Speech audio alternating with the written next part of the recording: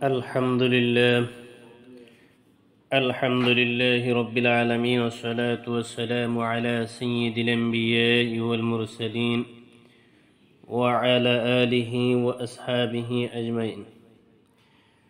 সম্মানিত দর্শক শ্রোতা ভাই বন্ধুরা, আজ পবিত্র শবে বরাত। সব শব্দটি একটি ফার্সি শব্দ, এর অর্থ রাত। বারাতকে যদি আরবি শব্দ ধরা হয় তাহলে এর অর্থ হচ্ছে সম্পর্কচ্ছেদ, পরোক্ষ অর্থে মুক্তি। যেমন কোরআন মজিদে সূরা বারাত রয়েছে, যা সূরা তাওবা নামেও পরিচিত। ইরশাদ হচ্ছে বারাআতুম মিনাল্লাহি ওয়া রাসূলিহি, এর অর্থ হলো আল্লাহ ও তার রাসূলের পক্ষ থেকে সম্পর্ক ছিন্ন করার ঘোষণা। এখানে বারাতের অর্থ হলো সম্পর্ক ছিন্ন করা। বারাত মুক্তি অর্থ আল কোরআনে এসেছেন। যেমন আল্লাহ রাব্বুল আলামিন বলেন, আকাফারুকুম খায়রুম মিন আউলিয়াইকুম আও লাকুম বারাআতুম ফিল জুবুর। অর্থ হলো তোমাদের মধ্যকার কাফিররা কি তাদের চেয়ে শ্রেষ্ঠ, নাকি তোমাদের মুক্তির সনদ রয়েছে কিতাবসমূহে। আর বারাত শব্দকে যদি ফার্সি শব্দ ধরা হয় তাহলে উহার অর্থ হবে সৌভাগ্য। অতএব শবে বরাত শব্দটার অর্থ দাঁড়ায় মুক্তির রজনী, সম্পর্ক ছিন্ন করার রজনী অথবা সৌভাগ্য রাত যদি বারাত শব্দটিকে ফার্সি ধরা হয়। মূলত শবে শব্দের অর্থ রাত এবং বরাত অর্থ সৌভাগ্য।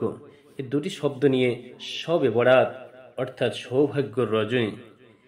হিজরি বর্ষপঞ্জি শাবান মাসের 14 তারিখ দিবাগত রাতটি বিশ্ব মুসলিম সম্প্রদায়ের কাছে অত্যন্ত পবিত্র ও মহামান্বিত।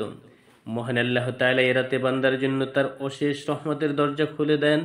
মহামান্বিত এ রজনীতে ধর্মপ্রাণ মুসলমানরা বিগত জীবনের সব ভুল ভ্রান্তি, পাপ তাপের জন্য গভীর অনুশোচনা করে মহান আল্লাহর দরবারে সাকাতের ক্ষমা প্রার্থনা করেন।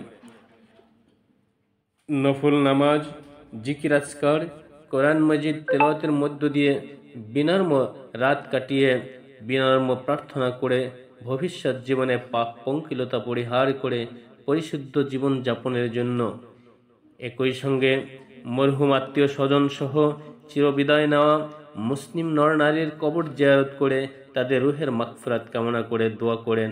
এছাড়া পাড়া মহল্লায় মসজিদগুলোতেও সন্ধ্যার পর থেকেই মিলাদ মাহফিল ও বিশেষ মোনাজাত আয়োজন করা হয়।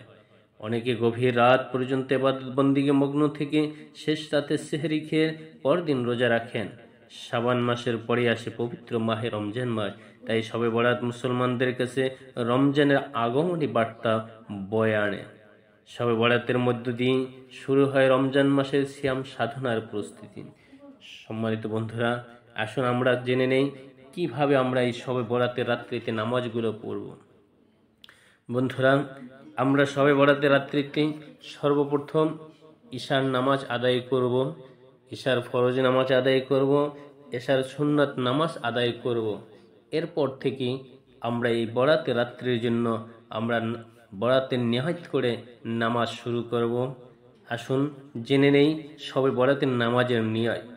আরবিতে নিয়ত হলো এই, নাআইতু আন উসাল্লিয়া লিল্লাহি তাআলা রাকাতাই সালাতিল লাইলাতিল বারআতি মুতানাফলি মুতাওয়াজ্জিহান ইলা জিহাতি কাবাতি শরীফাতি। আল্লাহু আকবার।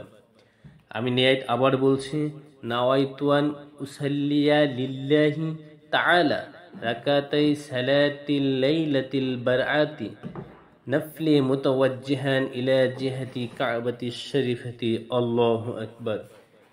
নিয়তটি আমি আবার বলছি, নাআইতু আন উসাল্লিয়া লিল্লাহি তাআলা রাকাতাই সালাতিল লাইলাতিল বারআতি নফলি মুতাওয়াজ্জিহান ইলা জিহাতি কাবাতি শরীফাতি। আল্লাহু আকবার।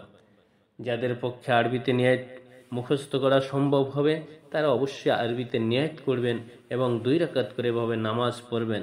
আর যারা আরবিতে নিয়ত করতে পারবেন না তারা বাংলায় নিয়ত করবেন। আমি কেবলামুখী হয়ে আল্লাহ এর উদ্দেশ্যে শবে বরাতের 2 রাকাত নফল নামাজ আদায়ের নিয়ত করলাম। আল্লাহু আকবার। আমি কেবলামুখী হয়ে আল্লাহ এর উদ্দেশ্যে শবে বরাতের 2 রাকাত নফল নামাজ আদায়ের নিয়ত করলাম। আল্লাহু আকবার। শবে বরাতের নামাজের 2 রাকাত করে যত বেশি নামাজ পড়া যায় তত বেশি সওয়াব। নামাজের প্রতি রাকাতে সূরা ফাতিহা পড়ার পর সূরা ইখলাস, সূরা কদর, আয়াতুল কুরসি বা সূরা তাকাসুর ইত্যাদি মিলিয়ে পড়া অধিক সওয়াবের কাজ। তবে যারা বিভিন্ন সূরাগুলো পারেন না, তারা শুধু স্বাভাবিক নিয়মে যেইভাবে নামাজ পড়েন 2 রাকাত করে সেই স্বাভাবিক নিয়মে নামাজ পড়বেন। সর্বনিম্ন কমপক্ষে 12 রাকাত নামাজ আদায় করা উত্তম। এর চেয়ে বেশি রাকাত আদায় করা যায় ততই উত্তম। প্রতি 4 রাকাত পর কিছু তাসবিহ তাহলিল আদায় করেন। মহান আল্লাহর নিকট দোয়া কামনা করা অতি উত্তম।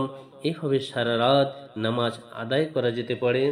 অথবা নামাজ শেষে কোরআন তেলাওয়াত, তাসবিহ তাহলিল, জিকির আজকার করে করে সারা রাত পার করে দিয়ে যখন সাহরির সময় হবে, সাহরি করে যখন ফজরের নামাজের সময় হবে, ফজরের নামাজ আদায় করে এরপর নিদ্রায় যাওয়া সবচেয়ে উত্তম।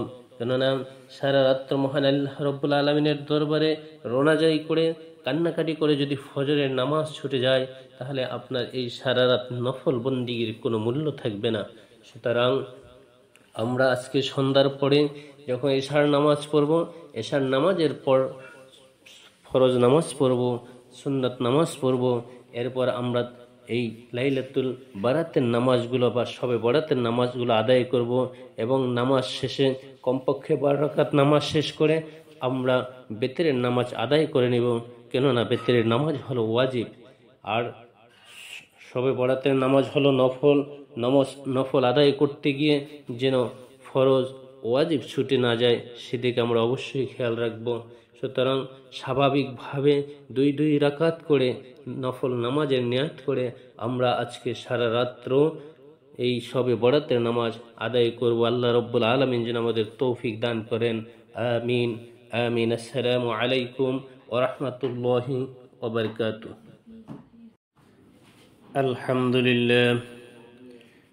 আলহামদুলিল্লাহি রাব্বিল আলামিন ওয়া সলাতু ওয়া সালামু আলা সাইয়্যিদিল আমবিয়াই ওয়াল মুরসালিন ওয়া আলা আলিহি ওয়া আসহাবিহি আজমাইন। সম্মানিত দর্শক শ্রোতা ভাই বন্ধুরা, আজ পবিত্র শবে বরাত। শব শব্দটি একটি ফার্সি শব্দ, এর অর্থ রাত। বারাআতকে যদি আরবি শব্দ ধরা হয় তাহলে এর অর্থ হচ্ছে সম্পর্কচ্ছেদ, পরোক্ষ অর্থে মুক্তি। যেমন কোরআন মজিদে সূরা বারাত রয়েছে, যা সূরা তাওবা নামেও পরিচিত। ইরশাদ হচ্ছে বারাআতুম মিনাল্লাহি ওয়া রাসূলিহি, এর অর্থ হলো আল্লাহ ও তার রাসূলের পক্ষ থেকে সম্পর্ক ছিন্ন করার ঘোষণা। এখানে বারাতের অর্থ হলো সম্পর্ক ছিন্ন করা। বারাত মুক্তি অর্থ আল কোরআনে এসেছেন। যেমন আল্লাহ রাব্বুল আলামিন বলেন আকাফা